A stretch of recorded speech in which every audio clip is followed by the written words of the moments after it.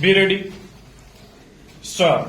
Mr. Deputy Chairman, Sir, the bill before the House is for the abolition of 2-member constituencies and for setting up single-member constituencies. Stop.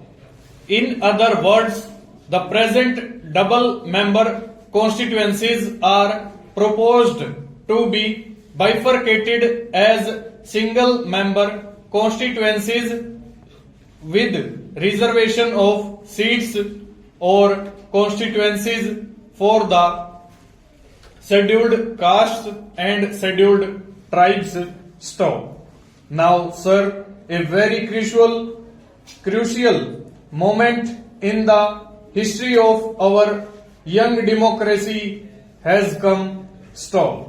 Where from has this reservation arisen? Question mark. Is not reservation repugnant to the very principle of democracy? Question mark. Still, we have reconciled ourselves to this reservation. Stop. A reservation might be in any form. It might be in the form of constituencies. It might be for the scheduled castes and scheduled tribes. Stop. It is a fact of history that in our society there are people who are called weaker sections and they go by the name of scheduled castes and scheduled tribes. Stop.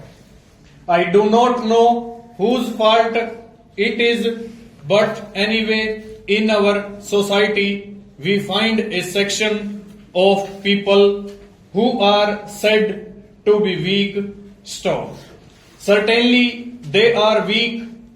Stop. Their cases deserve to be considered and should be given topmost priority, but there is a lot of misapprehension when we talk of reservation of seats. Full stop. Is a single member of the Harijan community or scheduled caste going to solve the problem of the entire Harijan population? Question mark. Stanza. Self-reliance, self-respect and things like that are talked of. Stop. How do they come? Question mark. Will they come only by making a single man a member of the assembly or parliament? Question mark. Will that give self-respect to the entire community? Question mark. On the other hand, I would believe that self-respect, self-reliance or self-confidence, whatever you call it, can come more by education, more by economic upliftment, more by spread of culture, more by mingling with other classes of people, and these are the measures that are called for at present in order to uplift the weaker sections of the people. Stop. Anyway, they are there. Stop.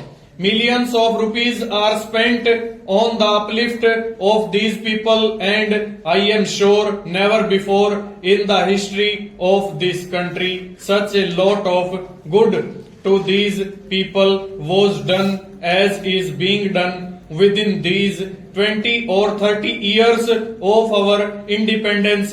Stop.